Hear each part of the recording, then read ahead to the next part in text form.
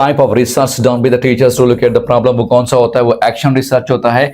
और जो basic research होती है वो थ्योरी डेवलपमेंट के हवाले से होती है, याद रखिएगा जी।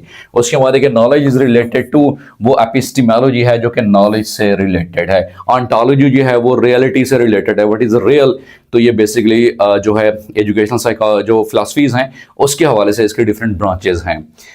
एक्सियोलॉजी जो है वो वैल्यूज से बिलीव करते डील करेगी।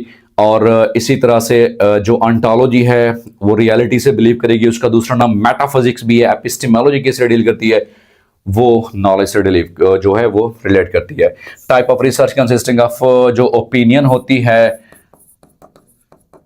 पेरेंट टीचर मीटिंग में सवाल इस किस्म का था, उस सर्वे को क्या नाम दिया है, वो बेसिकली सर्वे रिसर्च होती है respected students.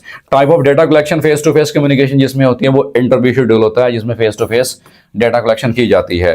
Group work in a classroom is effective for, basically ये कोऑपरेशन और कम्युनिकेशन के लिए होता है। स्टूडेंट एक दूसरे के साथ शेयरिंग करते हैं और इसके लिए एक टर्म इस्तेमाल होती है एजुकेशन के हवाले से, थिंक पेयर शेयर, याद रखिएगा जी।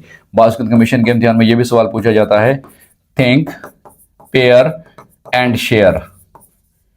थिंक करें, पेयर बनाएं और फिर साथ में क्या है वो शेयरिंग करें। और फिर बाद में ये होता है कि पीयर असेसमेंट या पीयर वर्क, ये टर्म इस्तेमाल होती है जी, पीयर असेसमेंट और पीयर वर्क।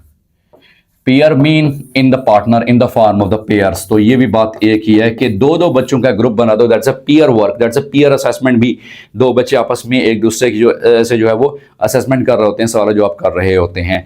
तो ये भी जो है ये पेडागोजी के हवाले से ये सवाल आते हैं रेस्पेक्टेड स्टूडेंट्स।